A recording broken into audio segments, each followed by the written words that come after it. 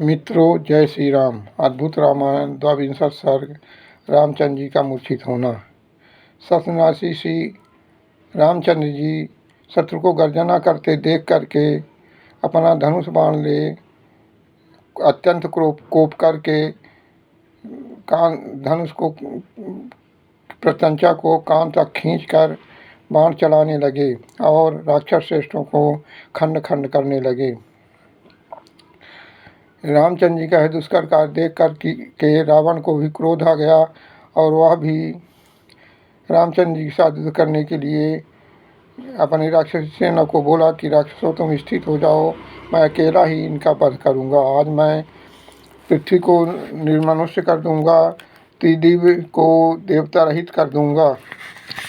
और राम जी से बोला कि हे राम, यह लंका पूरी नहीं है, ना ही मैं दशमुख रावण हूँ। मैं आज अपनी गदा से तुम्हारे सिर को का चूर्ण चूर्ण कर दूंगा। यह कहकर रावण रामचंद्र जी के साथ युद्ध करने लगा। रामचंद्र जी भी रावण को युद्ध करते देख खुश हुए। महाबाहु राम और बलि रावण गंधर्व और दैव आदि अस्त्रों से युद्ध करने लगे। तब वह रामचंद्र जी के ऊपर पन्नगास्त्र चलाया, जिससे कि रामचंद्र जी के ऊपर सर्पों की वर्षा होने लगी। तब श्री रामचंद्र जी ने युद्ध में घोर गरुड़ास्त्र का स्मरण किया, जो सांपों को खाने लगे। तब वह रघुनाथ जी के ऊपर पत्थरों की वर्षा करने लगा, जिसे रघुनाथ जी ने अपने बाणों से काट डाला।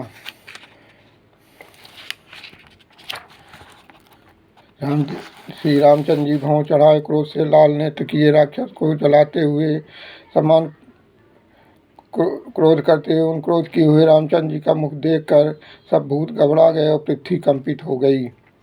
लंका में रावण वध के निमित्त तब उन्होंने लंका में जो रावण वध के निमित्त ब्रह्मदत्त महाबाण अगस्त्य जी ने दिया था, युद्ध में रावण का वध करने के लिए निकाला और वेद के कहे विधान से धनुष पर चढ़ा रावण के ऊपर बड़े वेग से छोड़ा। वहाँ धूम युक्त बाण जल उठा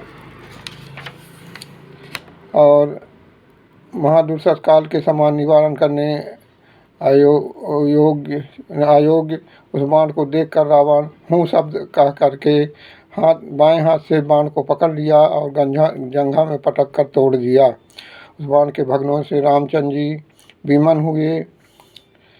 तब वह सहस्त्र कंधर रावण क्रोध का तीक्ष्ण बाण से ग्रहण किया और संपूर्ण बल से रामचंद्र जी के छाती में ताड़न करता हुआ वह बाण रामचंद्र जी की छाती को भेदन कर पृथ्वी को फाड़ कर पाताल में चला गया। तब महाबाहु रामचंद्र जी मूर्छित हो पुष्पक पर गिर गए, निश्चल और अचेतन हो गए।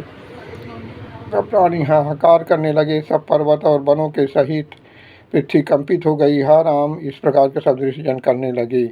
शत्रु को जीतने वाला सहस्त्रमुखी रावण नृत्य करने लगा तथा आकाश में उल्कापात होने लगी। सब प्राणियों ने जाना कि प्रलय हो जाएगी।